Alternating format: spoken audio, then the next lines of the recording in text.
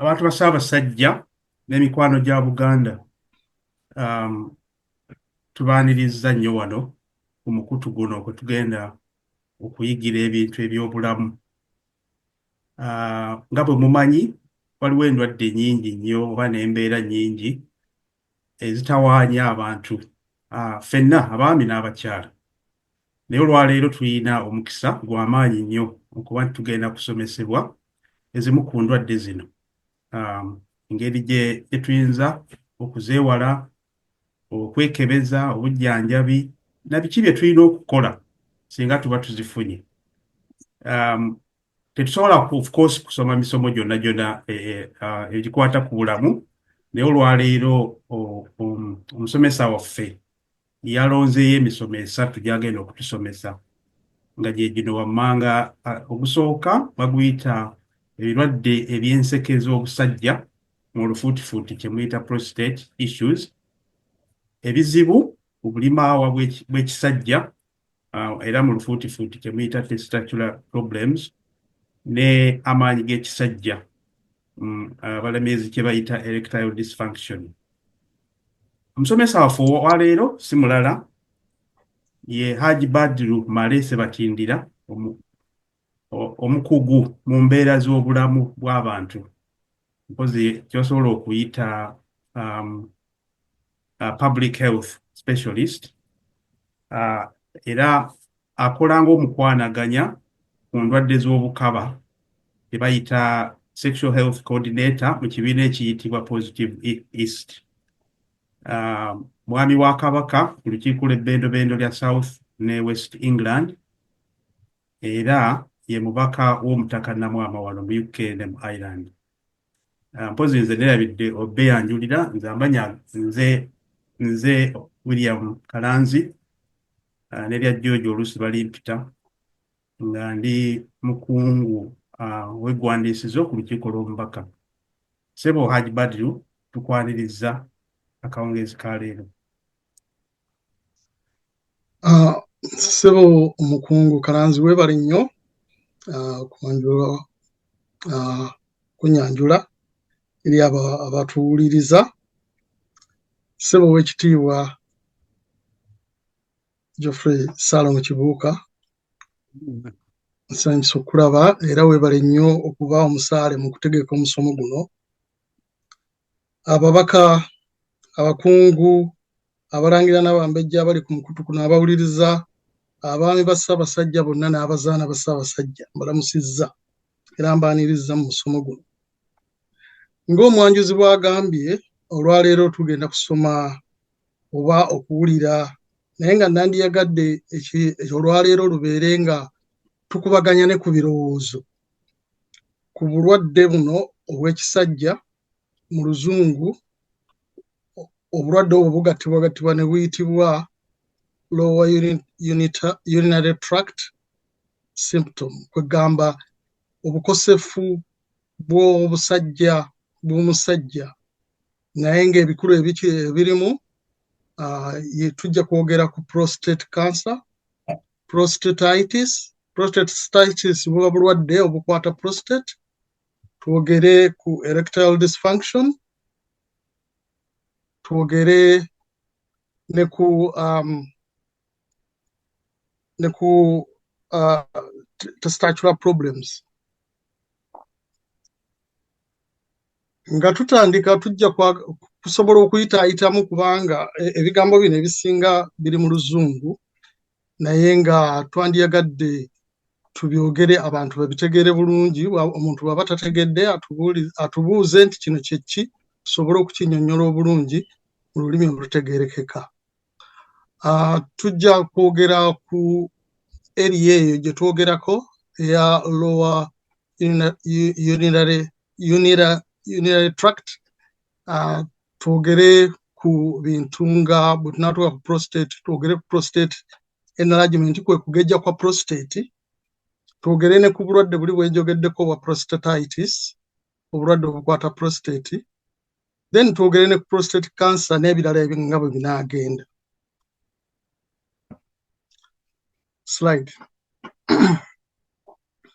Kaakati akafaananyi kano ke mulaba ke kalaga obusajja nga bwe bufaanana.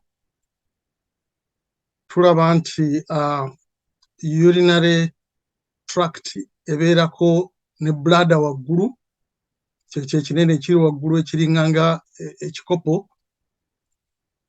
Mwe muva oluseke oluyitamu amazzi ag'okufuuyisa. Amazzi ago gabeera nga gakenenula toxins okuva mu mubiri, ne zijja ne zikuŋŋaanira awo ez'amazzi ne ziba nga zirina okuyitamu zifulume. Naye tuddeko waggulu, tukyali waggulu, naye akantu ka prostate keeko akali mu langi eya bbulu awo waggulu, bwe kaba kanene kenkananga ekinyeebwa kye bayita ekya walnut. Walnut oyinza okuba nga togimanyi, naye nze ngezaako okafaananya ensigo ya ffene bwe kati bwe kalina okubeera. Naye omuntu bw'agenda akula, akantu ako kagenda kagejja. Akantu ako bwe kagejja kanyigiriza enseke ezireeta amazzi g'omusulo okuva mu kawago kali ke twayogeddeko bladder. Akantu ako kayinza okugejja ne kenkana akapiira ka ttena. Egamba kayinza okubeera katono bwe kati ne kagejja ne kenkana akapiira nga kano. Ekireetera ddala ekifo ekyo okubeera ekikosefu. Akantu ako nga tugenda wansi, yes, bwe kati bwe kasobola okugejja ne kafuuka akapiira akanene. Ng'ekikaleetera okugejja gy'emyaka. Ng'ebintu byonna bwe bikozesebwa, ne bwebeera mmotoka ne bwebeera nnyumba, buli lwekula eba efuna ekintu ekiyitibwa depreciation. Naye okusinziira ku mulimu gw'akantu ako, omuntu bw'akula kagenda kagejja. Wadde waliwo ensonga endala ezisobola okukagejjesa, naye ekyo kye kimu ku kintu ekisobola obuteewalika. Tekisobola kwewalika, kalina okugejja. Bwe kagejja oba ne kalwala ne kaba nga tekajjanjabiddwa, kavaamu ebizibu ebirala bye tugenda okulaba wammanga awo. Kati omuntu amanyira ku ki nti akantu ako kagenda kagejja? Ekisooka, omuntu bw'oba nga owezezza emyaka 4 n'omusobyo omwami, genda ew'omusawo wo omusabe bakukebere akantu ako kali katya, kakyali mu mbeera nnungi oba kagenda kagejja. Ekyo kimu. Oluusi abantu abamu batandika okufuna ebyokulabirako bye twandiyise symptoms ng'akantu ako kagenda kagejja. Batandika okutendewalirwa okuyisa omusulo. Nga bwe twagaye nti buli lwe kagejja kaba kanyiga oluseke luli oluleeta amazzi. Kati omuntu yeesanga nga azibuwalirwa okutandika omusulo naye ng'aguwulira gumuluma naye ng'ate tegufuluma. Ekirala, oluusi bwe guba gufulumye, guba gufuluma mpola nnyo, tegukyali ku sipiidi eri ey'obuto.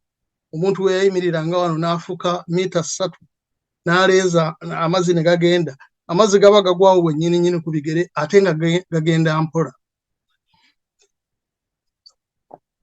Ekirala, omuntu bw'aba afuuyisa amazzi ago, oluusi galema okuggwamu mu bbulaada eri gye galina okubeera.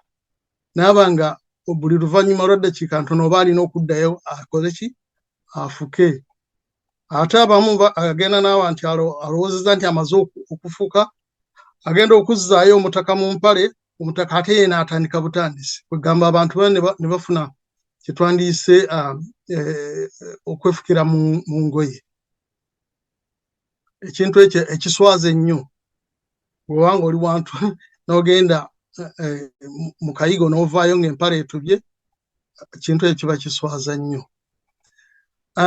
N'ekirala, abantu okuzuukukazuukuka ekiro, omuntu n'azuukuka emirundi nga 3-4. Ekintu ekyo in fact kimanyi n'okutabangula abafumbo. Nagaa nti gwe wakazuukuka ozuukuka, wakazuukuka ozuukuka. kale ebintu ebyo byonna byonna bireetebwa prostate nga egezze.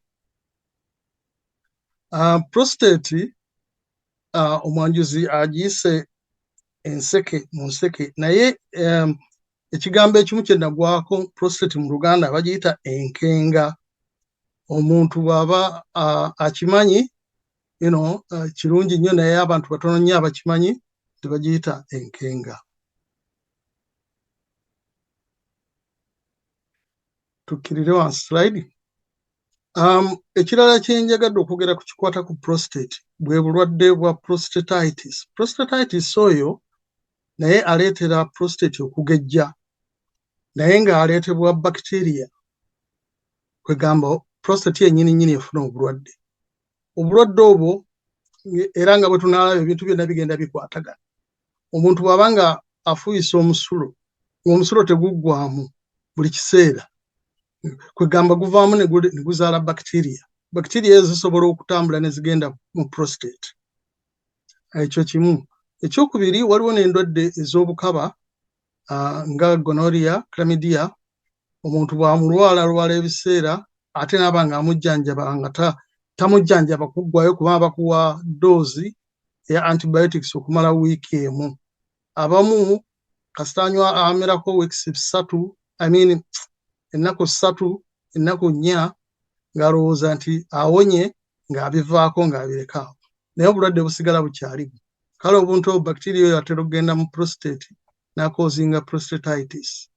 Naye obutalabikako nga obutabanga prostate enlargement. Prostatitis asobola okukwata omuntu yenna w'emyaka gyonna, so si bantu bakulu bokka. Era bagamba nti atera nnyo okukwatibwa abantu abali wakati w'emyaka 35.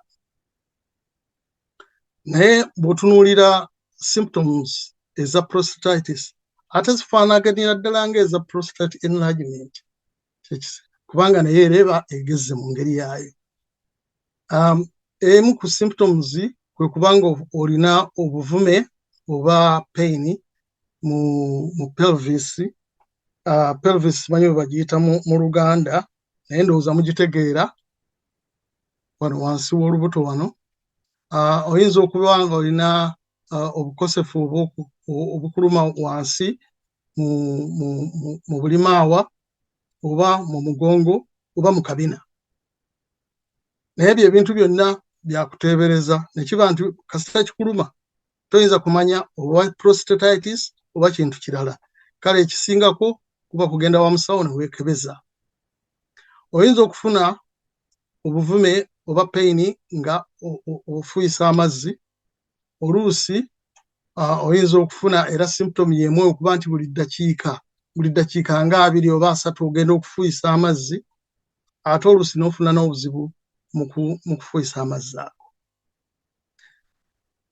Okugattako mpozzi pain endala ye pain omuntu gy'ayinza okufuna bw'aba nga yeegasse n'omukyala, amazzi ge tuyita sperms oba semen bwe gaba nga gayitawo gasobola nago okuleeta pain eyo, n'aba nga omuntu buli lwaba mu kikolwa ekyo afuna pain.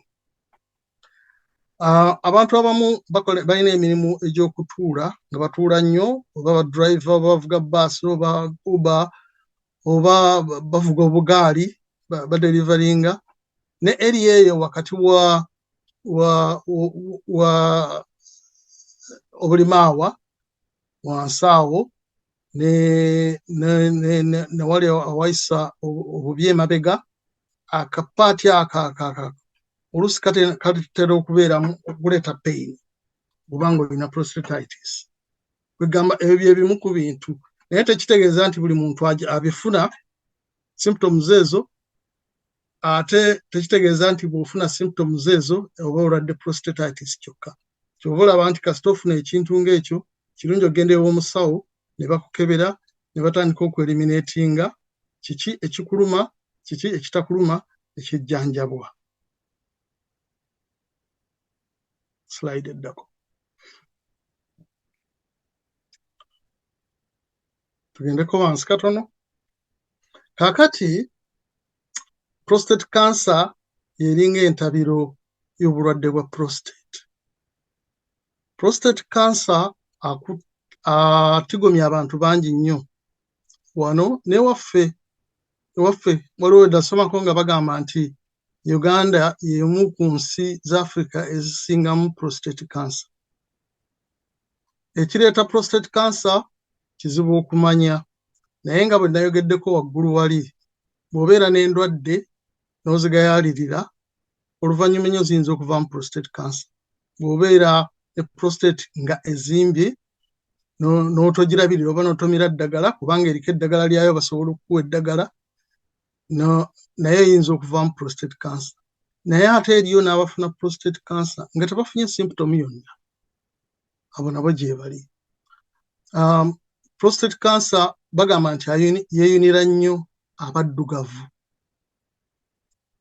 kubanga bagamba nti kakati wano mu Bungereza omusajja omu ku basajja 8 abali over 60 alina prostate cancer. Naye ate bw'okizza mu baddugavu bagamba nti omusajja omu ku basajja 4 abaddugavu abali over 60 alina prostate cancer.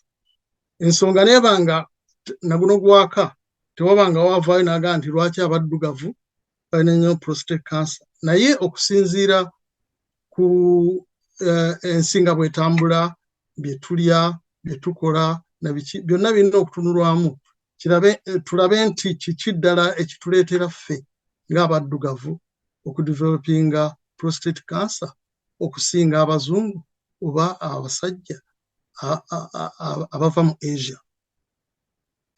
Ekirala ekireetera abantu okudevelopinga cancer ate nga oluusi tebalina na symptoms, be bantu abalina cancer mu family. Bw'obanga olinako muganda wo oba kitaawo yafuna prostate cancer, naawe kyangu nnyo okuba nti osobola okufuna prostate cancer ng'atambulira mu family. Ate era mu family mubeeramu abakyala oba bamaama oba bannyoko nga balina breast cancer, nabo nakyo kiraga nti family eyo gy'ovuddemu mulina musobola okufuna cancer, era osobola okufuna cancer owa prostate. Era nga bwe twayogeddeko omuntu abanga yali alwala endwadde ez'obukaba nga gonorrhea mu Luganda tumuyita nziku, era asobola okuba ku risk ey'okufuna prostate cancer. Symptoms ezimu eza prostate cancer era zifaanagana nga ziri ezibadde waggulu, naye ng'era bwe ŋŋambye nti abantu abamu bayinza n'obutafuna symptom n'emu naye ne bamusanga ng'alina cancer. Ezimu ku symptoms kwe kwagala nnyo okufuluma, okufuka frequently, naddala ekiro, okubanga omuntu omusulo bwe gukuluma ate gwagala kuyitamu buyisi oba olina okudduka okusanga toilet, ekintu ekizibu ennyo bw'obanga okola emirimu egimu ne bw'obanga oli mu public transport, kintu kyotosobola kukola kutuukiriza mangu. Era basangibwa nga balina obuzibu mu kutandika okufuka, ng'ate era bw'atandika okufuka amazzi gajja mpola nnyo, oluusi tasobola naggamalayo. N'ekirala ekikulu ennyo, omuntu kasita alaba omusaayi mu mazzi g'afuse okukunkumula, kitegeeza nti system erina ekizibu, era ng'ekizibu ekyo kitera okubeera kansa. Omusaayi ogwo oluusi tegubeera mu mazzi g'ofuka gokka, naye guyinza n'okubeera mu semen oba mu spam. Oli n'alaba nti nange erongoosa oluvannyuma lw'ekikola, naye nga mulimu omusaayi gwe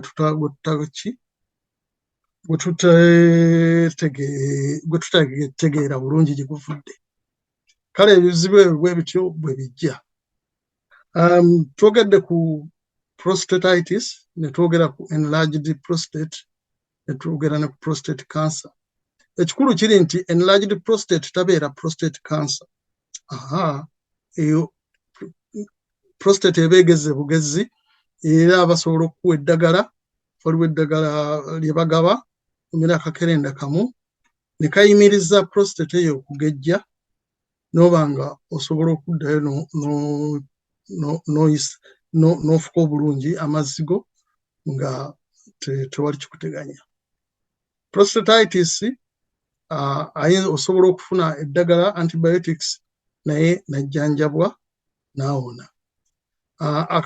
Ekizibu ekiri awo nti ebintu ng'ebyo prostatitis ne prostate enlargement byetaaga omuntu n'abikola ki n'abirabuukirira mangu n'abijjanjaba nga tebinnaba kwonoona nseke, tekwonoona bintu birala na kufuuka kansa.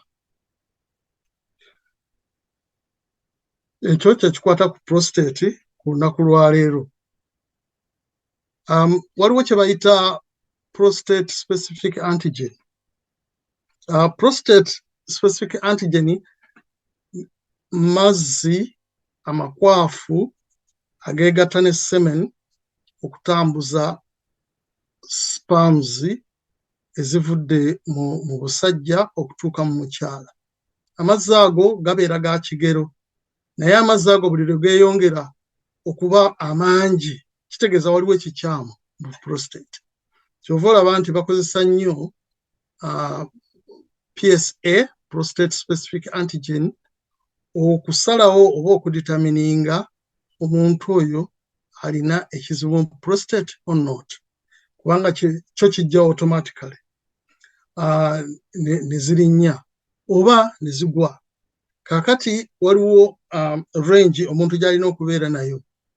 Bagikebera mu musaayi, bwebanga mweri eri mu range kiba kirungi, bwe kibanga tekiri mu range balina okunoonya ddala kyeki kireese. Prostate PSA ekozesebwa mu kunoonyereza okulaba oba omuntu alina prostate cancer oba alina just prostate enlargement. N'engeri endala gye bakebera ku prostate enlargement bagiyita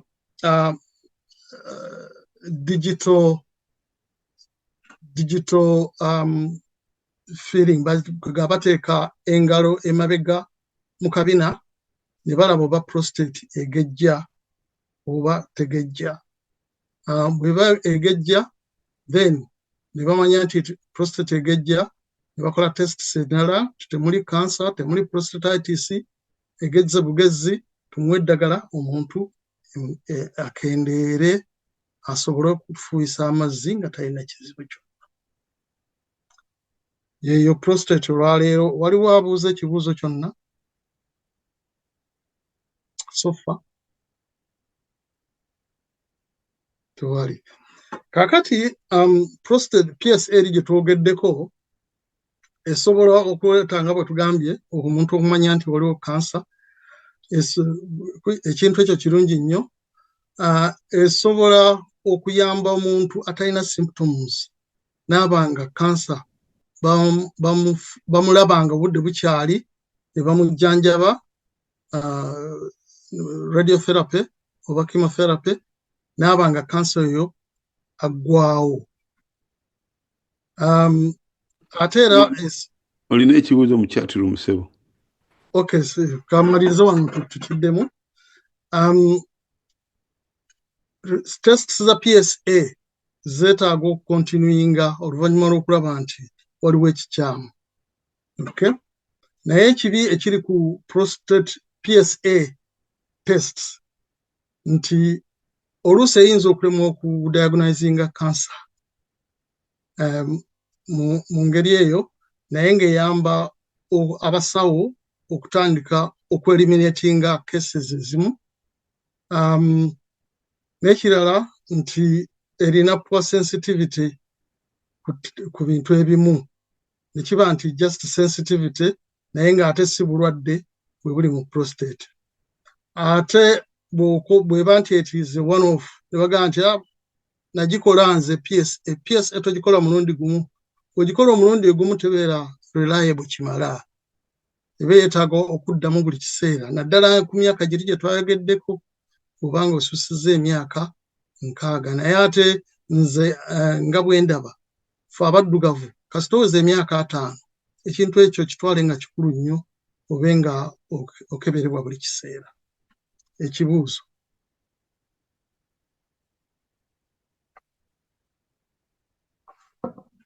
Ekibuuzo. Ssebo kiri mu chat room. Waliwo ekibuuzo ekiri mu chat Kigamba nga kigamba nti kankisome mu Luzungu nga bwe kiri. Does enlarged prostate mean cancer, or it can be enlarged but not cancerous, and this is a problem? Yes. Waliwo ekibuuzo ekirala? Waliwo n'omukono oguliwo. Omukono. Kansooke nziremu kino. Wow.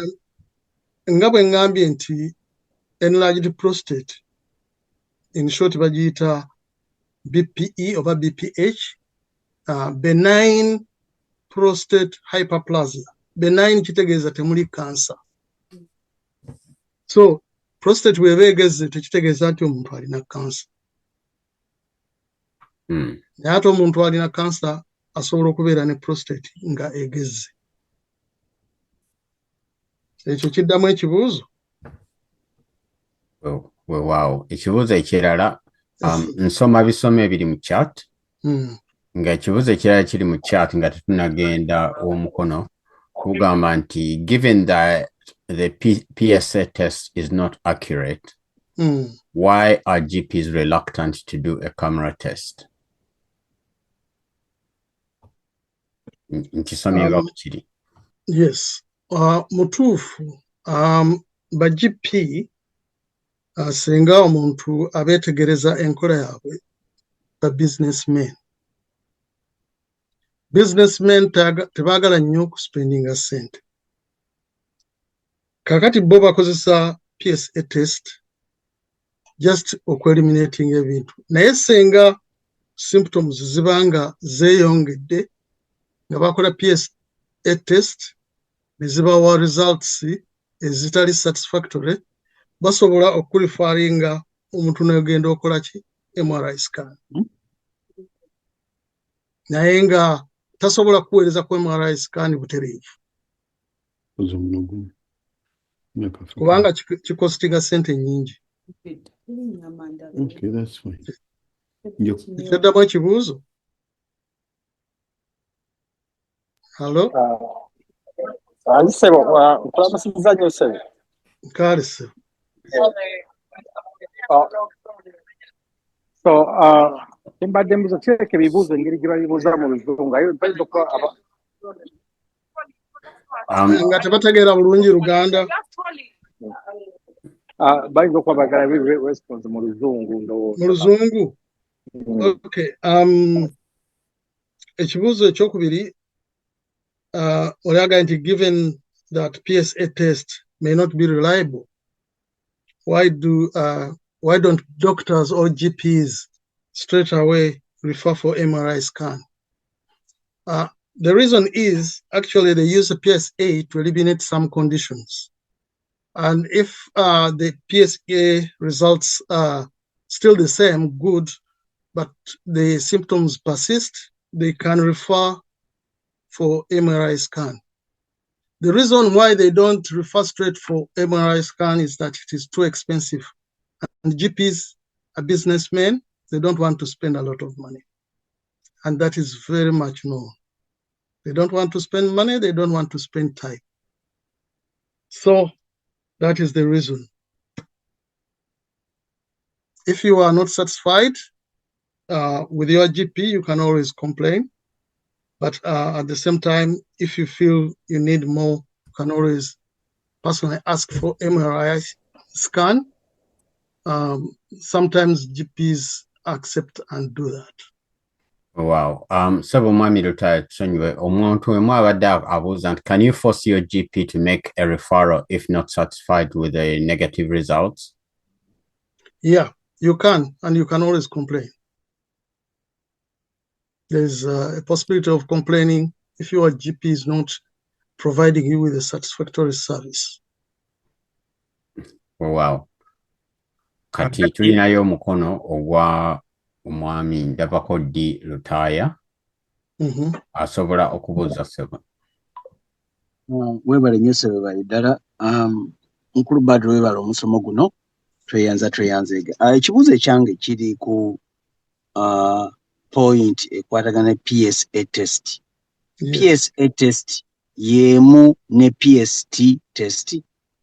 Kubanze buli lwe mpulira abaami abadde boogera ku misomo gino mu bintu bye tubeeramu bya community boogera PST test. So nembeera confused. Zezimu sizezimu so PSA testing antigens nga bwe twagambye. PST test yo ate testing birala. Biyinza okukozesebwa mu kiseera kyekimu naye nga PSA test ebeera ndala. Osobola okufuna more information on that kubanga to compare the two.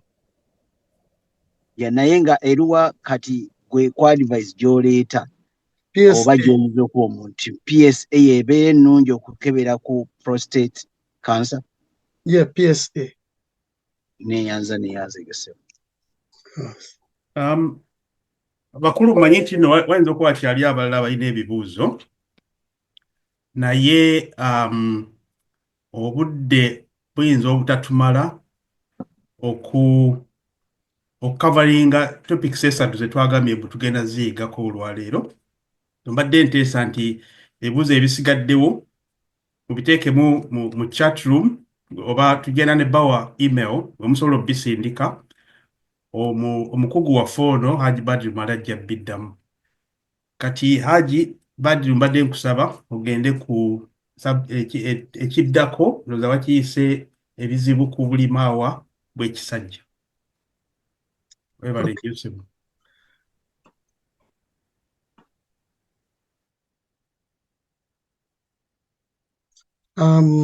Eyo slide nkadde tugende ku slide yo buli maawa.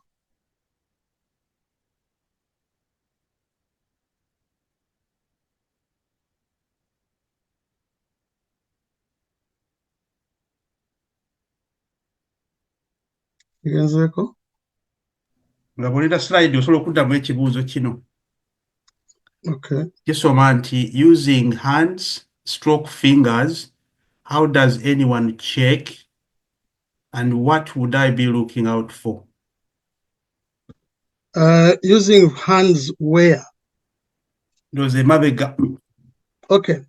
Usually it is advisable to check your testicles for any lumps, for pain, for anything, using your hands, especially when you are having a warm bath. But you can't use the finger to check your prostate because it is inside. The doctors can use their finger to get into your bum to check whether the prostate is enlarged or not. Because when it enlarges, it presses the rectum, gets small. But you as a patient, you cannot do that on yourself. Because it doesn't give, you won't feel comfortable, and at the same time, you won't be able to interpret the feeling of the prostate. So we are going to talk about the hands when talking about the testicular problems. Webale nnyo Haji ndooza abuuza ekibuuzo amatidde bw'anaaba tamatidde ayinza okuddamu n'ateeka ekibuuzo kye mu chat. Kale.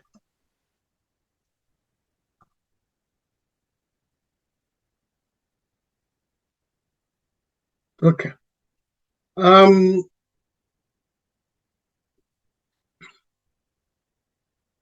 Second slide. Next slide, please.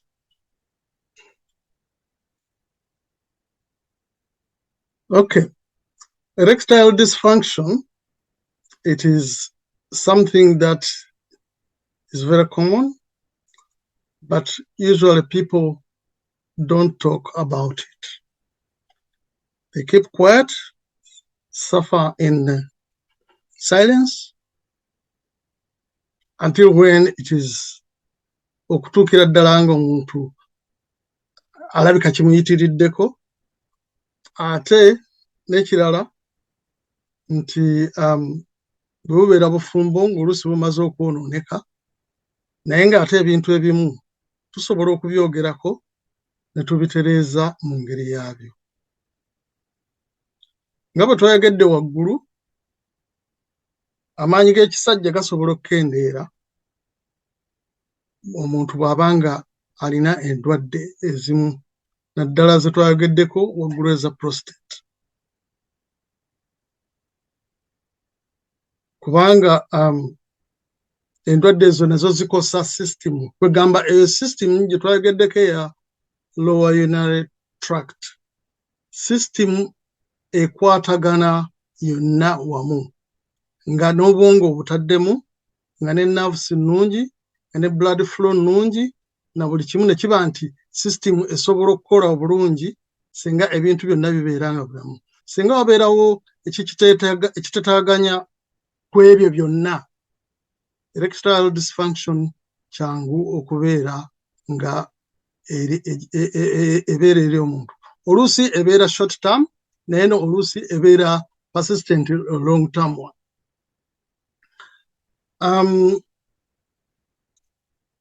Prevalence ya ED yeeyongera ng'omuntu gyeyongera okukula, era omuntu gy'akoma okukula gy'akoma okuba ng'afuna ebizibu bino ng'era bwe twayogedde.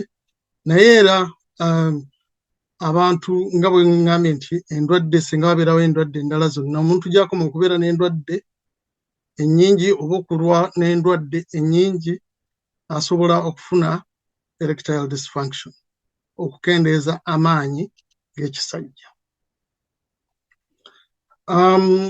N'ekirala waliwo endwadde endala nazo ezikwata ku kintu ng'ekyo nga obulwadde obwa sukaali. Obulwadde obwa sukaali bulina ekizibu nti buleetera amasavu okutambula mu musaayi, ne buba nti obusuwa obutono oluusi buzibikira. Kale obusuwa obutono bwe buzibikira, omusaayi guba tegusobola kutambula bulungi kutuuka eri mu busajja, kubanga nabwo bwetaaga okubeera omusaayi okuguma obulungi. Omusajja n'abanga, kankozese example eno, waliwo sausage, eyinza okusanga sausage eri mu fridge ne sausage eri mu freezer. Omusajja ayinza okubeera nga buli lwayagala okuba nti yeegatta ne munne abanga sausage eri mu fridge, ataba na maanyi. Ate abamu ayinza okuba nga alinga sausage eri mu freezer naye wayiwatawo eddakiika ntono n'afuuka, obusajja bwe ne bufuuka nga sausage eva mu fridge. Eyo nayo erectile dysfunction. Abantu abalwadde b'emitima n'abantu abalwadde endala zonna ezikwatagana n'omusaayi, kyengamba flow y'omusaayi, zikwatagana ne nerves, endwadde ezoonoona obwongo. Obwongo tekitegeeza nti kukuba amayinja kukuba ddalu, naye ebintu nga stress, depression byonna bireeta erectile dysfunction. Waliwo n'ebintu ebya lifestyle z'omuntu, ebintu nga okunywa nnyo omwenge mulungi naye kyetaaga n'onywako akatono, okunywa sigala naye agira akuloginga emisuwa, abantu abanywi b'ebiragalalagala, n'okulya emmere embi. Era nsaba omubaka n'akakiiko ke ak'ebyobulamu tubenga gye tugendeyo tusobola okwogera ne ku byendya eby'abasajja n'abakyala ba Ssaabasajja, kuba n'ebyendya nabyo ebiriwo ennaku zino bireeta kinene nnyo mu kulwaza si obulwadde buno bwokka obwa erectile dysfunction, naye n'endwadde endala zonna ez'omutima. Slide eddako.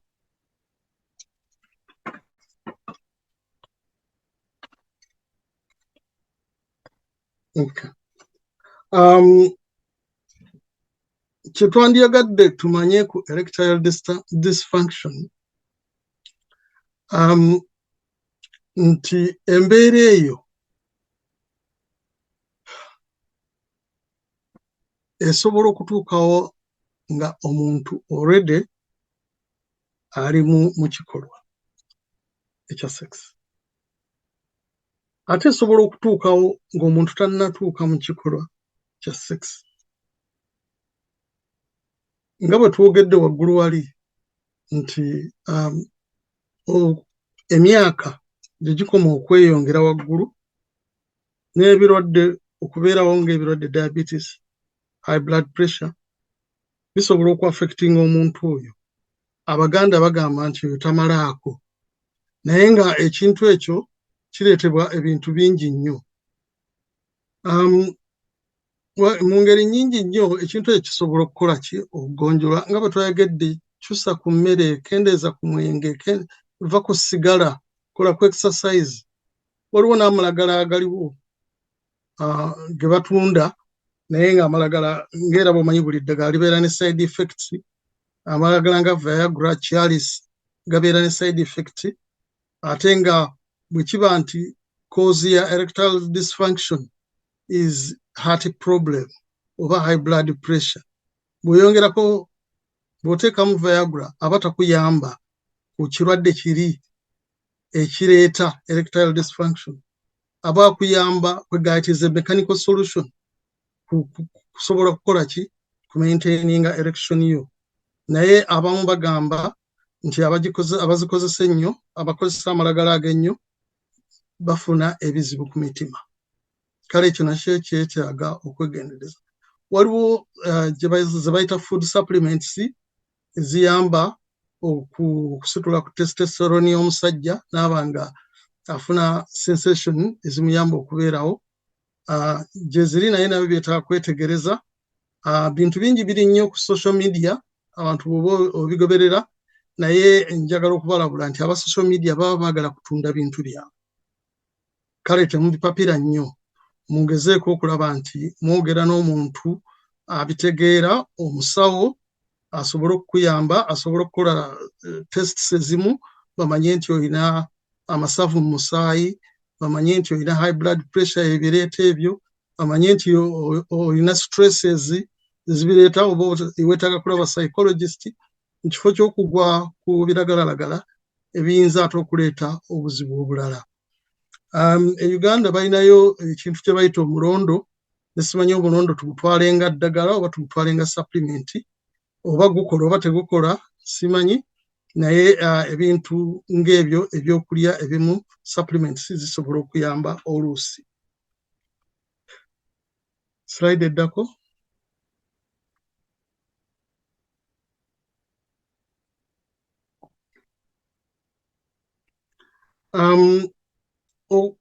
Erectile dysfunction abantu abasinga balowooza nti bwe butasobola kuyimirira oba kuyima okusobola okwegatta n'omukyala, naye ate mulimu erectile dysfunction za mirundi mingi. Kikulu nti yes, bw'oba tosobola kufuna erection ebeera ki? Erectile dysfunction. Oba bw'oba ogifunye nga tasobola kulwawo, naye ebeera erectile dysfunction. Erectile dysfunction erimu abantu ekintu kye tuyita premature ejaculation nakyo, nti omuntu ayinza okutandika olugendo n'alukomya mu kkubo. Nga ewaffe wetutera okwogera, kyoli atandise olugendo lw'e Masaka tatutuusiza na Mbizzi 4. Ate ne wabeerawo omulala alutandise n'alukomya Busega. Kale naye ebeera ki? Erectile dysfunction. Erectile dysfunction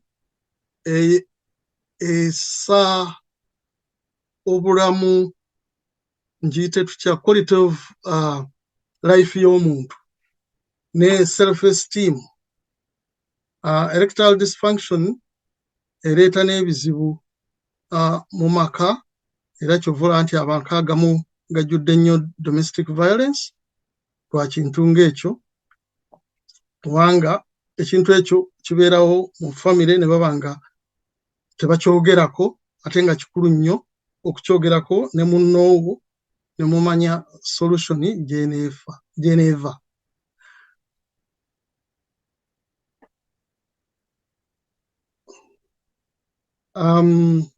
Ebireetera tugenda ku slide eddaka ebireetera nnyo erectile dysfunction twayogedde ku myaka ne twogera ku lifestyle ne twogera ku bunene omuntu bw'obanga oli munene nnyo ekyo nakyo kisobola okuaffectinga. Ne twogera ku diabetes obulwadde bwa sukaali, obulwadde bw'omutima, high blood pressure ne amasavu mu musaayi, okunywa sigala, obulwadde oyinza okubeera n'obulwadde obulala naye nga amalagala g'omira nago ga affectinga erection yo. N'ekirala nti mental health conditions nayo esobola okuaffectinga ebintu nga anxiety bisobola okuaffectinga.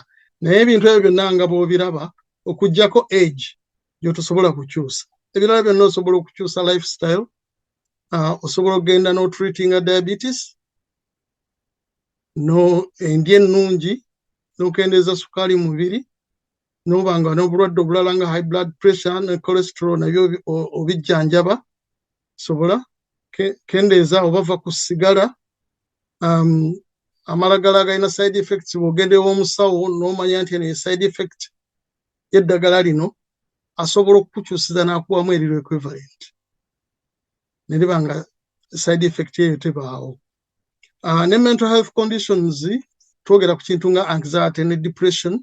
Psychologists ogenda waliwo ekintu kye bayita cognitive behavior therapy n'endala mindfulness kwegamba zikkakkanya omuntu ebirowoozo ne za-identifyinga kintu ki ekikudepressinga oba ekikustressinga ne baba nga baminimizinga stress n'erema kufuuka chronic depression.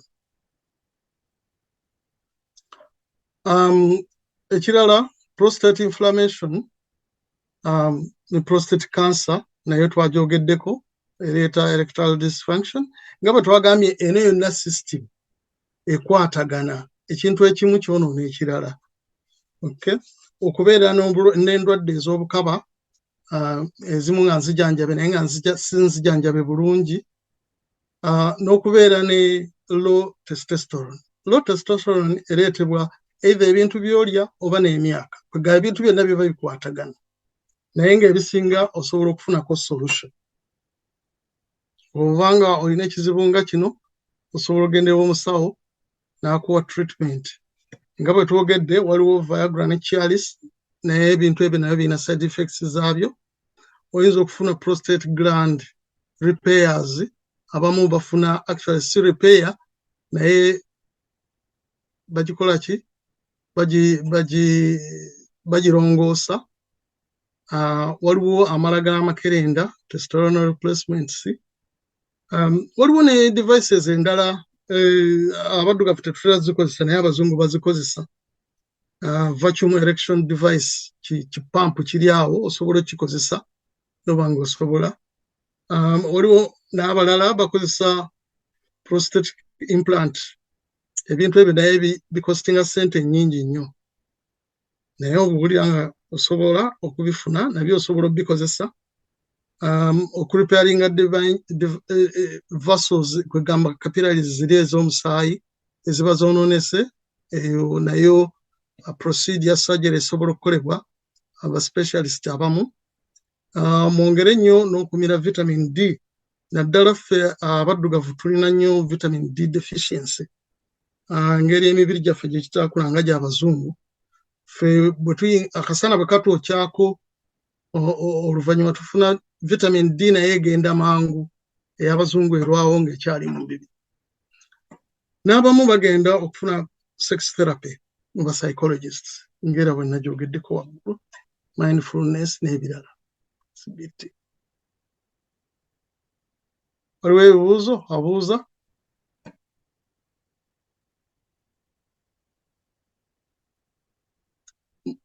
musobola okwongera okufuna information singa mugenda ku link ejo mbawadde eriko ne videos explaining ebintu bino ze tusobola kuzanya leero naye nga information, basic information ekwata ku erectile dysfunction. Mwebale nnyo mwebale ddala okumpuliriza ebibuuzo osobola okuzzaako emabega link ne tugyetegereza bulungi ssebo. ssebo. Badde ku slide ndozesemyeyo. Erectile dysfunction causes. Website write up good treatment. RX means treatment. Baina videos. Osobola gikwata n'ogiteeka mu ki mu URL ne bijja ku computer yo. Tweyanza Haji. Yes. Tweyanza nnyo Haji omusomo guno ogukwata ku erectile kigambo kizibu okuwogera leka tukiyita amaanyi g'ekisajja mu lulimi erijjenva ebulemeezi. Nga bwe tulinda ku bibuuzo by'abalala nsooka okwebaza kyemanyi waliwo abasanyuse bw'ogambye nti nno omwenge mulungi naye caution muguye ekisaanidde. Ogenze noga nti abazungu bakozesa pampu. Lwaki abaddugavu tebasobola gikozesa? Abaddugavu abamanyi nti pampu eyo gyeri batono era kirungi nti kakati nga batuli wano mukiyize nti pampu eyo ebeerayo naye nga eri yakasente. Okay. Eri expensive. Yeah. Kugamba bw'ogenda ewa sex therapist ebyo byonna biyinza obikuyisaamu. Naye nga it is a mechanical thing. Kintu kyesirowooza nti kiri long term. Yes. Okay. Simanyi oba sinalabayo mukono sinalaba kibuuzo mu chat wabula basiimye nnyo sofa kyokoze. Ndowooza Ssebo Haji. Yes sir. Munsonyiwe mpanisa omukono naye temusobodde gulaba. Okay. Ssebo tweyanza nnyo ssebo tweyanzege omusomo guno wadde mbadde nga nvuga sobodde kugoberera nnyo naye mbadde mbuuza nti omusomo guno gulikodingiddwa oba tituyinza okufuna ku bullet points ezo ne tuba tuziyitaayitamu tusobodde kubeerawo olubereberye ssebo.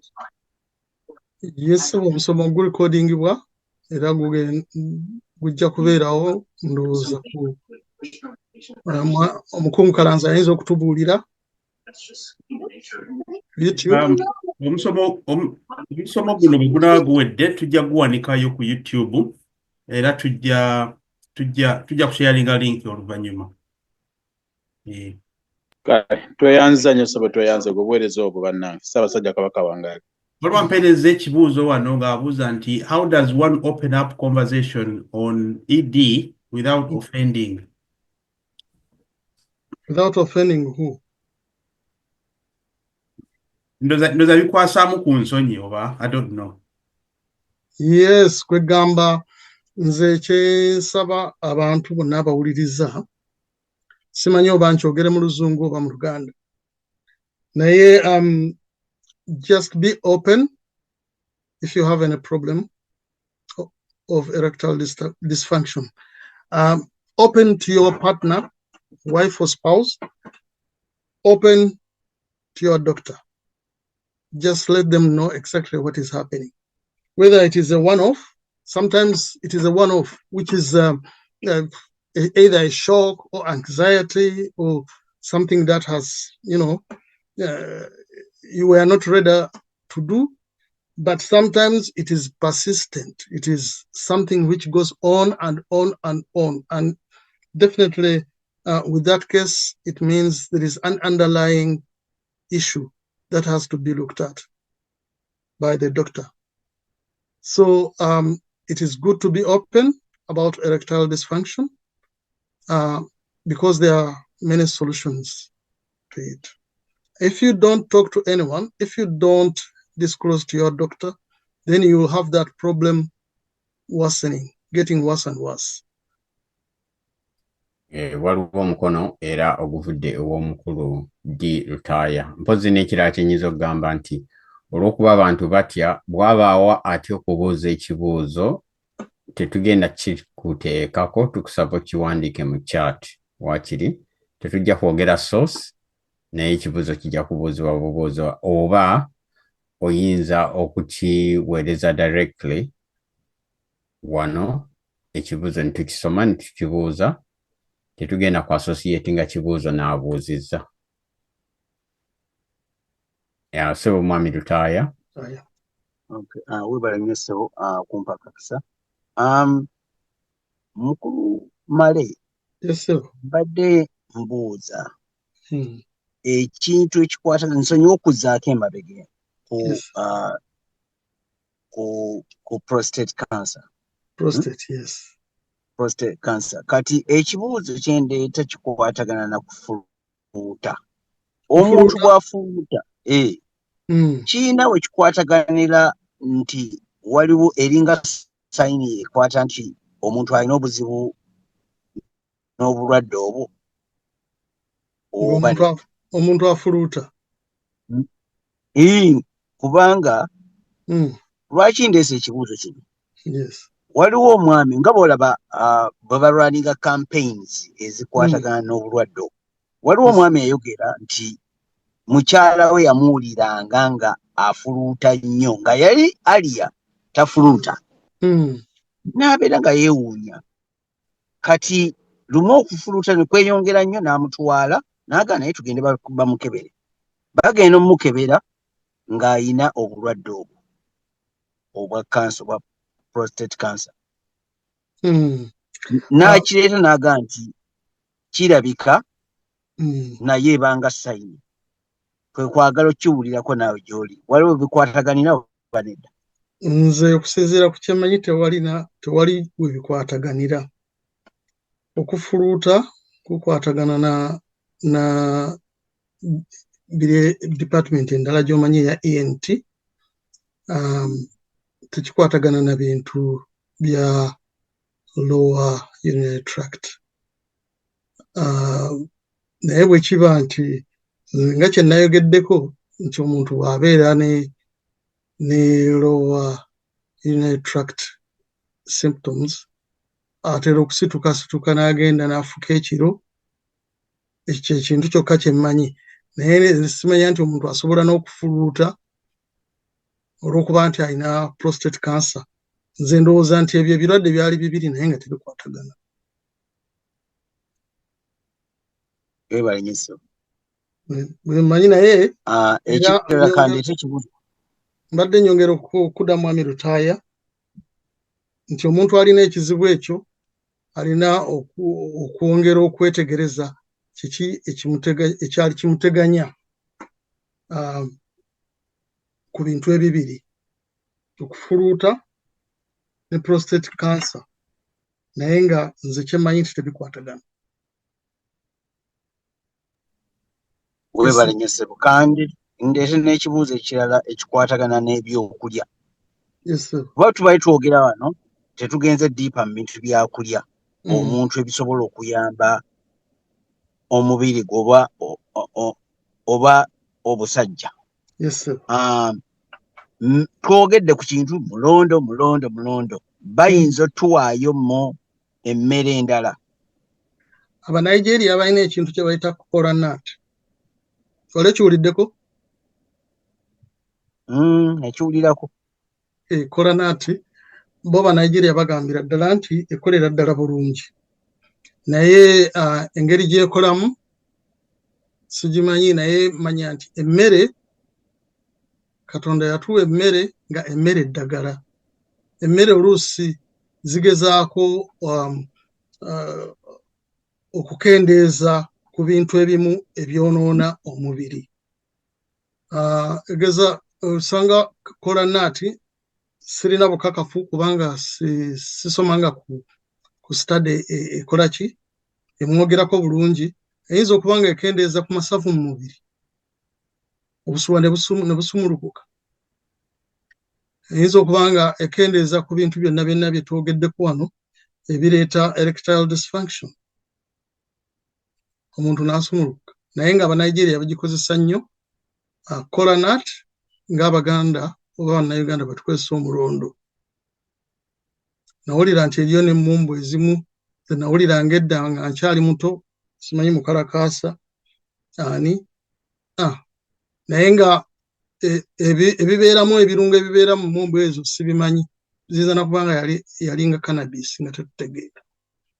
Kale ebyo sisobola kubiwaako ki bujulizi naye kituggulirawo okusoma ne twetegereza ne tumanya nti Abanigeria bano balya nnyo kola nut era bajogerako bweti erimu ki. Omulondo tugulya tuwulira biwulire naye ddala omulondo gulimu ki enzyme ki eyo ekoza ki ekomyawo obusajja amaanyi g'ekisajja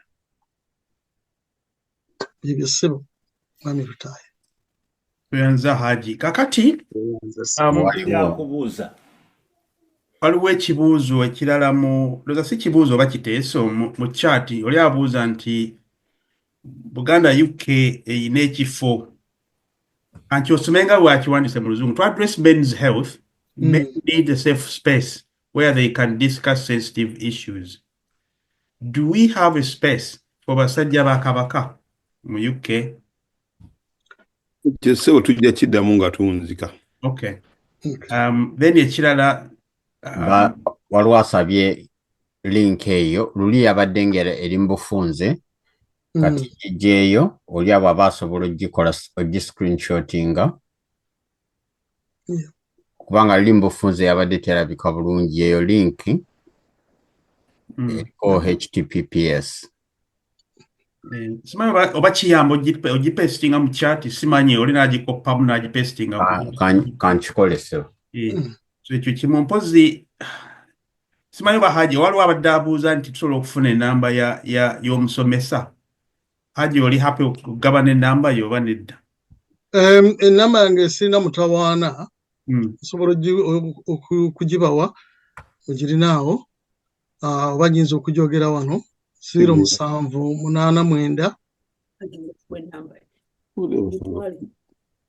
emunya 393 594.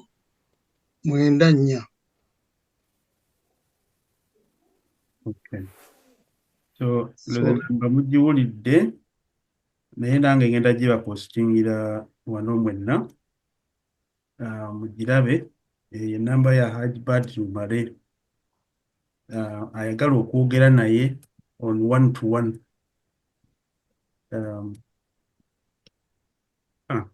Okay, kakati Haji Male. Yes, sir. Nze mutawo omutumba wano. Nsanyusa okuwuliza sir. Nsanyusa okuwuliza. Nina ebibuuzo bibiri kojja. Yes, sir. Ekisooka kati toyogedde ku kintu kya kutambula. Omusawo GP waffe ayogera nnyo nti okuleadinga active life naddala okutambula kiyamba nnyo ku ED diseases n'okuba nti omutima gwo gukuba buli kaseera. Katugambe tuyina culture yaffe ey'okulinnya buli wamu olinnyawo baasi ne booda. Yes. Oba buli wamu tuvugawo emmotoka. So nga ate abantu baffe abamu singa batambulako ku bigere kiyinza okuyambako. Ekirala waliwo omusawo waffe mu community atunda oil. Oil oyo omba mwita Repsid. Njakubuuzanga kati gwe omusawo oil oyo ayinza otuyamba okuwonya ku ndwadde ezo. Nze nganze nkimanyi nti omuntu bw'abeera n'obulwadde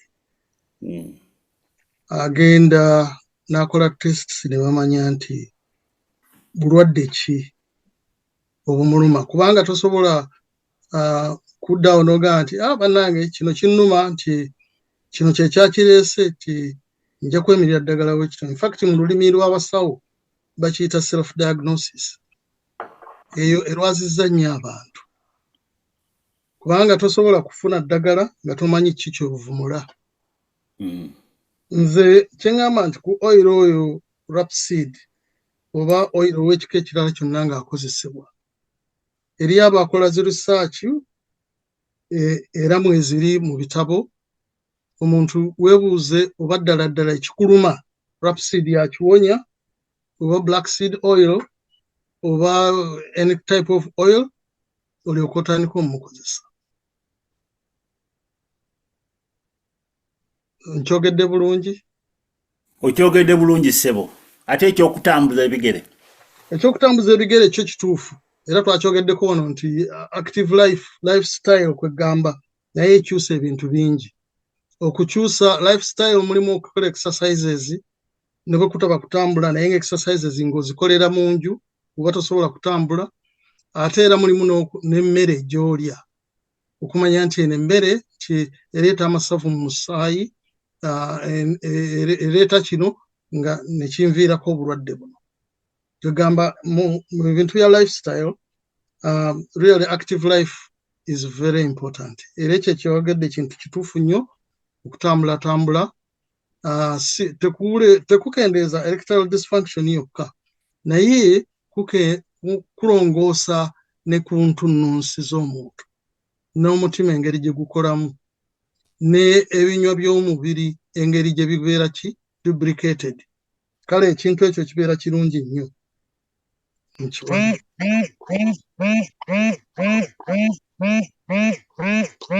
Weebale nnyo Haji ssebo, weebale eddala. Amiina. Okay, kakati ndoza Haji bwaba tewaliyo ekibuuzo kirala. Recording in progress. Ngenda kusaba omuntu yenna atayogera ye muting. Haji nkusaba ogende ku musomo oguddako ssebo, kirabika ebibuuzo obizzeemu byonna. Weebale nnyo, weebale eddala. Amiina. Kati omusomo gwaffe oguddako musomo gukwatagana n'obulimaawa. Obulimaawa simanyi oba mubutegeera bulungi naye kambogere mu Luzungu. Wangi? Baziyita entula. Abamu baziyita ntula, kituufu. Abalala babiyita bide. Abamu babiyita bide. Malege. Entula. Malege. Abalala bagiyita emipiira. Kaakati nno obulwadde obutera okutukwata tulina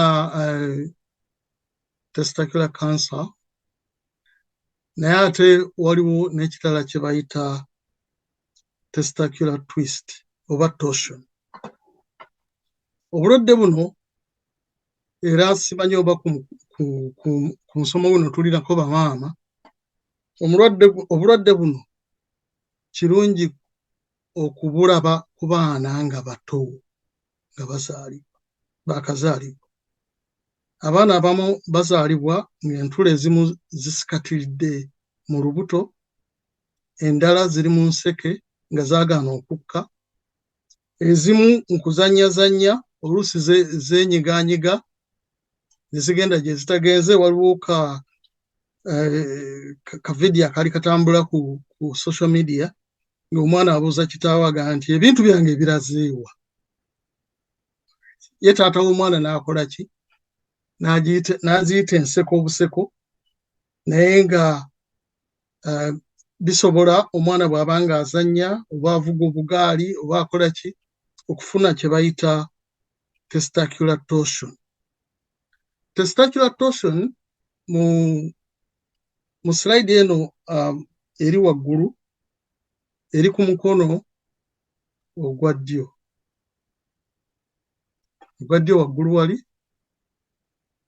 nti emisuwa egireeta omusaayi ku bulimaawa gisobola okwesiba ne gyetooloola ne giba nga obulimaawa tebukyafuna musaayi.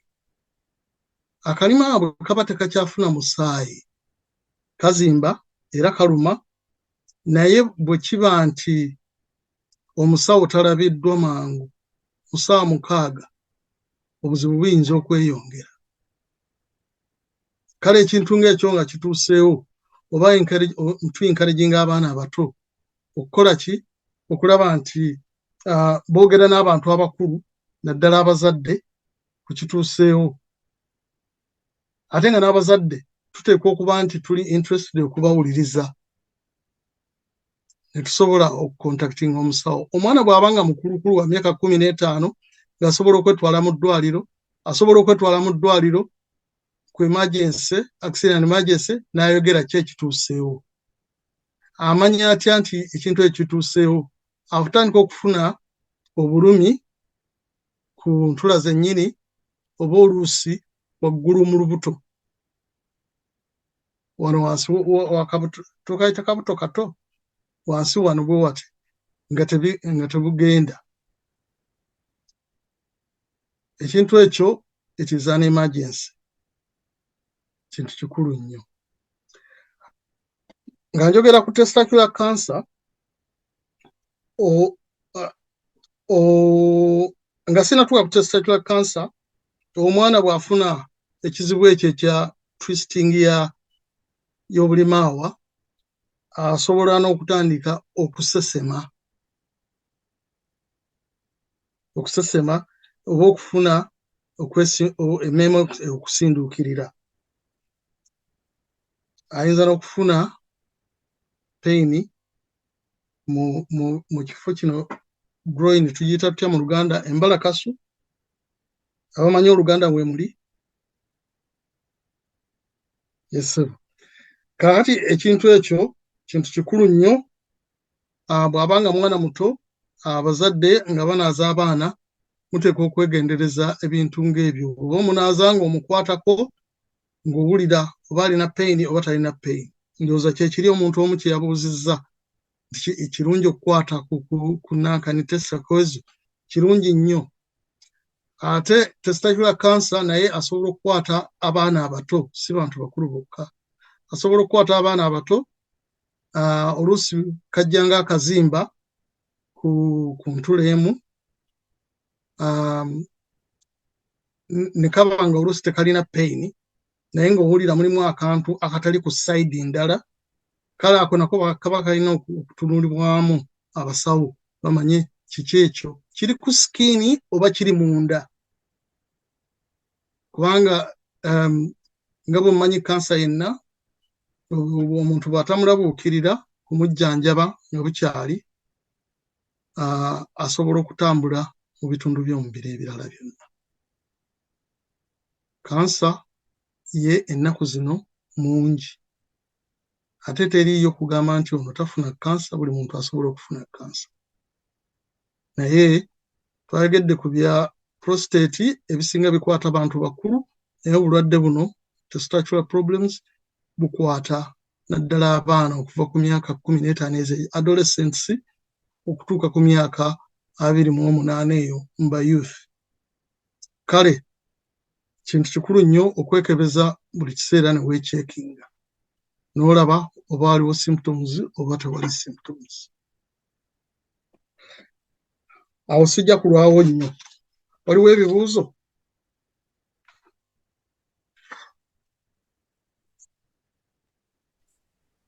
Waliwo ekibuuzo naye ate kituzaayo gye twavudde.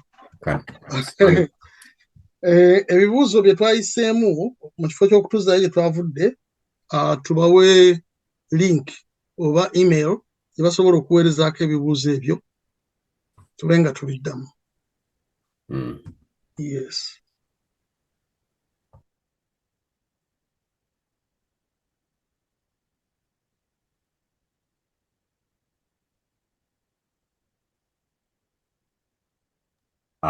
Waliwo ekibuuzo ekirala bw'aba walina ekibuuzo, ebibuuzo ebibaddeko bibadde bibiri naye ng'ate bikwatagana gye twozeeyo, naye bwe kiba nti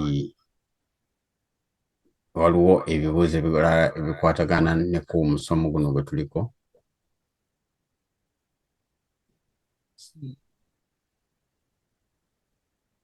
Bw'aba tewali bibuuzo tusobola okukubaganya ebirowoozo N'ekino ndowooza ebibuuzo bino ebibiri biyinza okuba bikwatagana mukko katono. Mukulu Kabuye osobola okubisoma ndowooza. Ebibuuzo mbisoma nga bibiri bigamba nti does masturbation reduce chances of developing prostate cancer? Kyekisooka. Masturbation. Yeah. Ekyokubiri, does sex starvation also increase the chances of developing prostate cancer? Please enlighten us on this. Okay. Ekintu kya masturbation bantu bangi babadde bakyogerako nti actually ugamba ku stopping prostate cancer naye ate abamu bagamba nti kireeta prostate cancer. Ebintu ebyo byennyini tebirina medical evidence. Ekya masturbation tekirina medical evidence nti kireeta prostate cancer. Sex starvation naye terina evidence. Naye nze ebintu ebimu bye ntunuulira biri bwe biti nti bw'olaba abakulu abali e Vatican nga bali celibate tebakkirizibwa kubeera n'abakyala. Vatican yonna yandibadde erina prostate cancer. Era yandibadde ewandiikibwa mu byafaayo nti esinga prostate cancer. Naye si bwe kiri. Tebalina prostate cancer. As much as, gye twayogeddeko ki ethnicity yaffe ey'abaddugavu. Haji nsaba kubuuza ku ekyo. Yes. Yandiba nti abe Vatican lifestyle yaabwe ate yo simbi ng'ey'abantu bano abalala ffe aba bulijjo. Ekyo kyo tokirowoozezaako. Kubanga bino byonna by'ogamba eby'emmere embi, ebyobutatambula, ebyo tukola, osanga bo babikola ate. Tebalya bubi, tebanywa sigala, tebanywa omwenge, tebakozesa bidrugs. Kale ndowooza ne kiba nga kibayamba. Naye ndowooza yabadde abuuza bano abantu abali mu nsi. Abali mu nsi, ffenna tuli mu nsi. N'abe Vatican bali mu nsi. Naye kye njagala okugamba nti tewaliiwo evidence mu bitabo byonna oba mu misomo gyonna eraga kintu ekyo. Kale mba sisobola kukigamba abantu. Yes, waliwo ebintu bye nalaba mu social media, omukyala ng'avaayo nti omwami alina okubeera okwegatta na mukyala we emirundi 4 buli wiiki obutafuna prostate cancer. Nze kye ndowooza nti ekyo kyali just kintu abantu ababeera ku social media abamu baba baagala zi likes, abamu baba beetaaga simanyi whatever, simanyi bwe babifunamu. Naye nze noonya evidence y'ekintu ng'ekyo mba sikiraba. Ebintu bye twayogeddeko ebireeta prostate cancer ebyo byo bibeera biri proven nti ebintu ebyo bisobola okuleeta prostate cancer. Naye ekyokugamba nti gundi bamustarvinga tabeera na mukyala we ki oba oli akola masturbation asobole obutafuna prostate cancer. Sikira omuntu bw'abanga ali sexually starved, omuntu yenna an adult, kabeere nga musirikale ali ku front, kabeere nga muntu talina mukyala, kabeere nga alina omukyala naye ng'omukyala alina ebizibu tebasobola kwegatta buli kiseera. Omuntu yenna naturally mwenna mukimanyi abasajja, what happens? Omuntu afuna kye bayita wet dream. Wet dream eyo ne relievinga ku amount of semen accumulated in prostate. Kyetuyita okwerooterera. Okwerooterera. Okiraba? Ekintu ekyo kijja naturally nebanga okendeeza ku pressures eza semen ali mu prostate oba zo sperms tezirina mutawaana zibeerawo essaawa yonna. Naye eno prostate eproducinga semen eyeegatta ne sperms okusobola okutambula obulungi yeyinza okukola ki okubeera ey'omutawaana naye kasita abanga eyitiridde omuntu nga yeeroterera mu kiro era agenda okukeera ku makya ng'alina kugenda kufuna ku shawa. Ebintu ebirala nga masturbation is just a lifestyle, it is a habit, it is something abantu kye bakola just nga bwe baagadde naye nga sigamba nti kireeta oba tekireeta bulwadde bwa prostate. Era abantu nyongera okubagamba beeyongere okubisomako bulungi mu sources za information eziri credible basobole okumanya ekintu ekyo naye nga mu bitabo byonna temulimu evidence, medical evidence nti masturbation stops prostate cancer.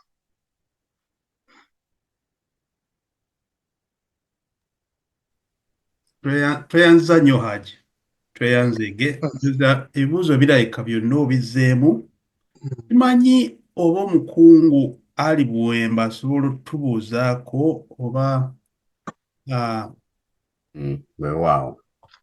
Kaakati nga bwe njagadde obategeeza nti okumalira ddala emyaka mingi okuva Ssaabasajja lwe yasiima n'atandika okussaawo omubaka mu kitundu kino kye tulimu ekya UK ne Ireland, twalinga tulina omukungu ow'abakyala akola ku nsonga z'abakyala, era omukungu ono waali alina n'omukolo gwategeka agenda kutegeka International Women's Day ng'ennaku z'omwezi 23 wano e Thornton Heath mu St. Jude.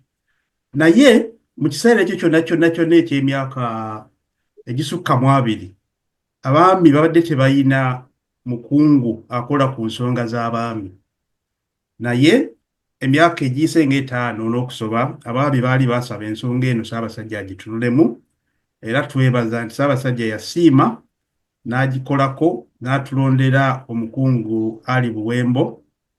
Bw'anaaba asobodde ajja kujja atubuuzeeko katono, eyatutegekedde omusomo guno bw'anaaba asobodde ajja kujja atubuuzeeko. Wali ssebo. Okay. Omukungu Ali Buwembo tukusaba otubuuzeeko, osanga onootubulira ne ku nteekateeka endala z'otutegekedde. Mbalamusiza nnyo abantu ba Ssaabasajja. Mukama yeebale tutuusa ku lunaku luno. Omwami wa Ssaabasajja Mwami Ssaalongo nkulamusiza n'abakungu bonna abaliko kuno. Nsooka okwebaza omutesitaffe waffe, omusomesa waffe olwaleero Haji Badru Male, weebale nnyo omusomo guno ogw'ebbeeyi gw'otuwadde. Gulimu ebyokuyiga bingi, gutubikkudde n'ebintu bye tubadde tulaba ku social media ebingi ebitambula, naye ebibuuzo obizzeemu medically, era mbadde nsaba ffenna tutambulire ku medical advice okusinga than social media owaga abantu ge bandiyise pokopoko. Tweyanziza nnyo, tweyanzeege. Ntwala omukisa guno okwebaza buli omu yayiwaddeyo akadde okujja n'awuliriza nga tuyita ku luno olutimbe lwa Buganda UK, okubanga era tuli basiimu nnyo okubanga Ssaabasajja yasiima naffe abaami n'atuteerawo ofiisi gye twekubiramu ebirowoozo. Wadde abaami tuli so secretive, naye kijja tugenda mpola mpola nga tubaako bye twogera, bye tukubaganya ebirowoozo, okusobola okubaako bye tubanga tutereeza mu bulamu bwaffe bwe tuwangaliramu, naddala neeno mu nsi gye tuwangalira ku ssaza lino erya Bungereza. Ofiisi eno ey'abaami yatandikibwawo omwaka guno, era omwami wa Kabaka Mwami Ssaalongo n'abanga atwala omukisa atwala obuvunaanyizibwa okunoonya omuntu anaagituulamu. Yannonda mu kifo ekyo, naye wadde sinze nandibadde nsaana okukituulamu ennyo kuba mulimu ate abaami abeekisifu, naye kabaka bw'aba akulonze kizibu okumukuba okumuddiza ki so kati mbadde twatuulako tubadde tutambuza ofiisi eno nga tulina ebintu bye tutunuulira mu bye tuwangalira muffe ng'abaami ba Ssaabasajja n'emikwano gya Buganda gya Ssaabasajja kuba tetukola ku Baganda bokka n'abalala bonna kuba Buganda kabaka agatta buli omu. Twatunuulira emu ku nsonga nga ze tusomye zaaleero ez'obulamu health. Tulina n'ensonga endala eza loneliness. Twabaddewo ensonga za diet nga bwazogeddeko omusomesa waffe olwaleero bwasabye ofiisi y'omubaka okubanga nayo bajja gitunulamu ku byendya n'ebintu byonna emirimu employment mulimu abantu tuwangalira n'abantu tetumanyi pension yaffe abamu bakoze emyaka 3 naye tebamanyi tuyinza tutya okufuna pension n'emisomero gibadde gijja gisomebwa mu departments endala naye nga tugenda nga naffe tugiddamu nga tuziisa mu ofiisi y'abaami era tukubiriza n'abaami bonna abali eyo nga mulina ensonga gye mwagala tube nga tugaziyaako mu ssaza lyaffe lino mututuukirire oba mutuukirire omubaka abasinga mulina essimu ye mutuukirire abakungu abali mu bitundu byammwe gye muwangaalira abakungu abaami ba Ssaabasajja abali eyo mu bitundu byammwe buli kitundu buli ssaza liina omukiise eyalondebwa era tubakubiriza mube nga mujjumbira emitimbagano gya Buganda gyonna buganda.com Buganda UK gyonna enkiiko zonna ziyitibwa bwebanga bwofunye akalinki biteekayo kuba mulimu ebyokuyiga si byakuba bukubirwali kusekamu yes tuyinza okusekamu naye ebyokuyiga bingi kuba katufunye okusoomoozebwa kwa mirundi mingi tufunye Baganda baffe bangi nnyo ate ekyewuunyisa abaami tetusinza okufuna okusoomoozebwa ntino abaami be basinze okutugendako ne batufaako n'ogenda okuwulira nga babali bokka mu nnyumba yafadde ennaku 2 abeera yekka abadde takola n'ensonga zigwa nnyo mu baami abakyala kizibu nnyo okuzisanga nga ziri mu bakyala naye abaami tusoomoozeddwa nnyo tusirika nnyo n'ebizibu tubeera nnyo negira naye twagala tuveeyo nga mu ofiisi eno tugyewagire ofiisi yaffe ffenna nze okugituulamu ng'omwami naye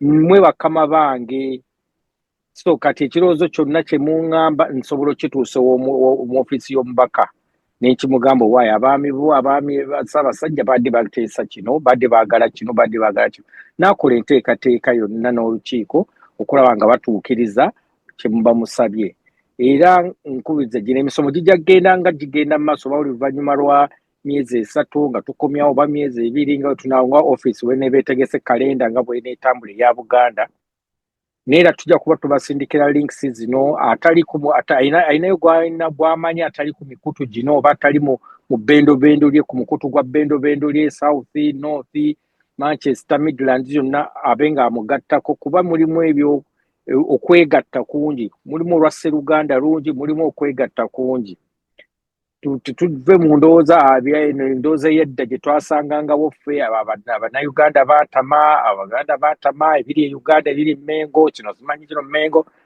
tusooke twetunuuliremu nga ffe abali kuno abawangalira ku ssaza lino tukoze tutya okwekolamu omulimu ogwawamu tukoze tutya okweyamba okoze otya okuyamba taatawo ali eyo atasobodde kufuna buyambi nga gweoli wano okusobodde kojjaawo ali eyo mutabani wo ali eyo kugamba information eyo gye tufuna wano ku mikutu gino egya Buganda mu ngeri yonna kati misomo gy'abakyala gijjo gijja nagyo tusukubiriza abaami abali kuno ng'oba mukyala otali kuno omukubiriza abeere nga asobola okwegatta ku misomo egyo gy'abakyala nagyo kijja tuyamba n'okugjawo obuzibu obubadde buli mu ssaza lino tubeere nga tutumbula ebyobulamu byaffe tutumbula ebyemirimu gyaffe ne stress kuba loneliness etusse nnyo obumu kubeera ng'oli awo oli omu wekka abantu tebajjumbira amakolero amasinzizo oli tebagenda mu kyaki tebagenda gye basaalira tebagenda wamu tolabikawo mu bya Buganda zizze eddina tozze mu tabamiruka gyali tozze buli wamu tolabikawo kugamba nga naye ng'oli mu ssaza lino mu wanga tuwulira bulizibu gundi yafunye ekizibu ate oyo yaani bwanti gundi ate naye ng'abadde ewo kabadde naye tugezeeko okulaba nga tulwanisa ekintu ekyo tubeere lumu tubeere n'ensa era muno waba akutuukiridde n'abaako kyakugamba ekintu kye kisirikire kuba aba akwesize tubeere n'ensa ate tugituuseyo mu office n'oba toyogedde erinnya lye n'ogamba bane wali omusajja wa Ssaabasajja abadde abuuza ekintu bwekiti ne bwekiti ne bwekiti tukoze tutyo muyamba waliwo atalina mirimu waliwo ayinayo emirimu kuba abantu bangi nnyo wano balina emirimu abagaba abamu balina n'emirimu bagaba emirimu naye bw'oba toyogedde tetwajja kumanya bw'oba tovuddeeyo kujja kwegatta ku lugendo luno ku kibayi kino eryato lijja kukuleka ate otandike nga tosobola kuwuga kulisanga ng'obuzibu buzze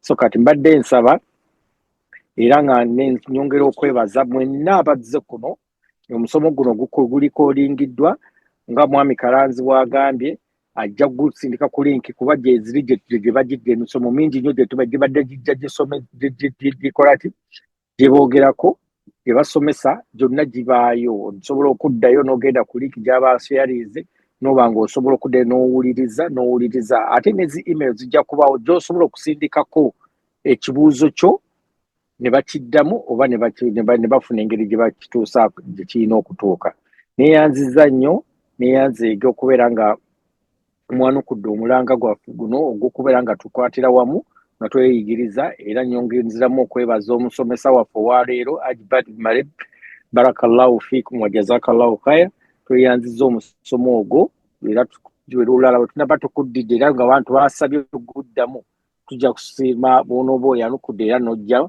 n'otwongera otugaziiriza neebaza nnyo ofiisi ya Ssaabasajja mu Bungereza kubanga mutusapootinga mu projects zino ezigenda mu maaso eza Buganda ez'abantu ba Ssaabasajja era tusaba naffe tweyama okuba nga tukwatira wamu ng'era naffe tutambula nammwe awangaale Ssaabasajja awangaale tweyanza nnyo omukungu Ali Buwembo webale nnyo okututegekera omusomo guno ogubadde omunyuvu bwe guti tuyize bingi twebaza n'omusomesa waffe owaleero olw'omusomo guno gwatuleetedde mu kaseera kano ngenda kuyita omubaka wa Ssaabasajja Kabaka mu Bungereza Oweekitiibwa Salome Kibuuka ate naye abeereko n'obugambo bw'atugambayo. Sebo webale nnyo Mukungu Kalanzi bakulu mbalamusiza nnyo era mbakulisaayo nnyo mu misomo. Okusooka nja kutandika kwebaza nnyo Haji Badru Male Sebo olw'omusomo gw'otuwadde. Otuyambye nnyo nti ebintu ebisinga obiziza mu lulimi Oluganda ate ne tuba nga tusobola obitegeera. Webale nnyo webale ddala. Oluusi obupande obwo tubulaba bangi tuyitako buyise. Naye bw'ojja n'otulambika nga bw'otulambise ne bidda mu Luganda ate ne tutegeera nti eno wona ati kenkana ffene ensigo ya ffene ekyo nno kikulu nnyo Sebo webale nnyo webale ddala. Njagala okwebaza era ne Mukungu Ali Buwembo ne Mukungu wa Ssaabasajja akulira abaami n'olukiiko lwe muli Mwami Kabuye abadde bonna abakoze ku mulimu gwa leero banaffe mwebale nnyo mwebale ddala omusomo guno kubanga ndowooza ebyokuyiga bingi ne bannaffe abatazze bajja bisanga ku lutambi. Mwebale nnyo tutegekera omusomo omulungi mwebale kuyita bantu bannaffe mwebale nnyo mwebale ddala. Njagala n'okwebaza n'ababaddewo abazze ne muwuliriza n'abanaawuliriza obutambi. Ensonga eno nkulu nti omulamwa gw'essaza lyaffe gwa bumu na kwekulaakulanya. Naye toyinza kwekulaakulanya ng'olina ebirwadde. Era bano abatereeza ku by'ensimbi oba omuntu okulaakulana osookera ku bulamu.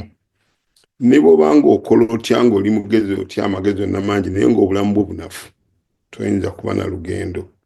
Kale ensonga eno ey'okuba nti tutandise okutunula ku bulamu bwaffe nkulu nnyo era tusaba mugijjumbire. Abantu abasinga ku ffe naddala abaami tulina omuze ogw'okusulayo ogwa naggamba nti ebyo tebinkwatako nze sijja bifuna. Naye nga Haji Male bw'atugambye nti oluusi bw'ogenda ne bakkebeza nga bukyali oluusi bw'ojja mu bino n'obiwuliriza ate olulayo akannoga nti ako kankakole nti oba kantambuleyo ng'omukulu bw'agambye eddakiika 5 eddakiika 10 kale mbadde nsaba bannange siku kino ye ebintu byatubulidde mutandika obikolako kubanga era nga bamulaba nti abantu baffe batugendako tetwagala kudda okugamba nti ekyatta omwami nakimanya tubeere wamu tufune enkiko n'abayise emisomo nga gino munno mugambe fuba okubeerawo emisomo gino mu bifo ebisinga giba gya kusasulira tegirabika boogera ebintu by'otategeera naye tulina omukisa nti muffe tulinamu abantu nga Haaji abasobola otubuulira ebintu mu lulimi olwaffe ne mu lufuutifuuti ne tuba nga tubategeera kale ekyo mbadde nsaba nnyo tukikozese era nga Haaji mukungu Ali Buwembo bw'agambye bw'oba olina kyoyagala batusomeseeko ekirala oba abakulu boogereko kiweereze omu ku makungu oba mukungu Buwembo era bajja kigatta mu misomo egiddako kubanga emisomo egiddako mingi nga bw'agyogedde waliwo egy'emirimu waliwo egya pensioni waliwo egya loneliness ebyo byonna bigenda kubanga bikolebwa so bw'omuweereza ebirowoozo byo ajja kusobola okukisengeka waliwo omwami omu yayogedde yabuuza ekibuuzo nti ffe ng'abaami bandibadde tufuna omusomo nga tekuli bakyala ne twogera mwami mukungu Buwembo bwe badde bateekateeka baasazeewo omusomo guno baanirize abakyala babeeremu kyazze lwa nsonga 3 ensonga esooka Haaji Badru agyogeddeko nti mubaamu abaana obulwadde obwo obukwata ku baana nga bamaama ate basinga okubeera n'abaana abalenzi abo bakitegeere ensonga ey'okubiri nti tewali nnyo kyankiso kibadde kisookerako wano wetubadde so nga abantu bonna baaniriza okubeerawo ensonga ey'okusatu nti abaami oluusi tubaddemu n'obugayaavu kati bamaama bwe batusikaasikanye ne tujja ntubeera ki ne tubeera mu misomo naye era munzikirize mbategeeze nti ekintu ekyo omukungu Ali Buwembo ne ttiimu ye bakitandikako dda ekyokulaba nga gokolayo omusomo ogw'abaami bokka bokka basooka ne balowooza nti okubanga gufuukisibwa abaami bokka babayite bajje batuule wamu ng'abaami nga buli omu abamulaba mu mpale ewali naye bagenda okulaba nti ekyo kiyinza obutasoboka kale enteekateeka gye balina obabbirako nti balina enteekateeka gye bakola ejja kuba oba bakiyita kyatwekisize bw'oba balina enteekateeka gye bakiteeseteese nti obudde bunaatuuka ojja kujja oyingire mu kyati ng'ozenga bakuwadde koodi linnya teririiko toyinza kumanya kale obuuze buli kyoyagala n'eddoboozi lyo lijja kuba likyusibwa kale ekintu ekyo kyo kiteekebwateekebwa kijja kubeerawo ebibuuzo bingi era omukulu oli abuuze gy'agenda tulabayo naye ng'abakulu bateekateeka oba abaami abakola ku nsonga eyo bateekateeka okulaba nga emisomo egyo gibaawo ekikulu okubazzaamu amaanyi ku bateekateeka kwe kujjumbira punzika nga nebaza ababadde ku mukutu abate mwami Kalanzi abadde mu byuma omwami wa Ssaabasajja mukungu Kalanzi omwami wa Ssaabasajja mwami Kabuye Kawoya Ssebwe balinyo bali ddala n'abalala besimenye abali munda abayambye mu kuteekateeka Ssebo Haaji Badru tukwebaza nnyo era nga mukungu Buwembo bw'agambye tusuubira ojja kukomawo oyongere otusomesa n'ebigambo ebyo Ssaabasajja Kabaka awangaale baagaliza akawungeezi akalungi tweyanziza nnyo tweyanzeege omubaka wa Kabaka nange nyongera okwebaza newankubadde nga omubaka bw'amala okwogera teri addamu kwogera nyongera obeebaza okujja mwenna neebaza omubaka olw'otukulembera okusobola okukola emirimu gino bwe giti mbakubiriza nti tulina programs nnyingi emu ku zo gwe mukolo gwa International Women's Day ogenda okubeerawo nga 23 wano e Thornton Heath n'emisinde gya Kabaka nagyo gyengedde gigenda kubeerawo nga 12 baagibasembereza gigenda kubeera wano Crystal Palace wokka mu nsonyi ogamba baagibasembereza kuba nze embeera so baaginsembereza n'ebigambo ebyo mbeebaza okujja mwebale nnyo mwebalire ddala Mukama abakuume Ssaabasajja Kabaka awangaale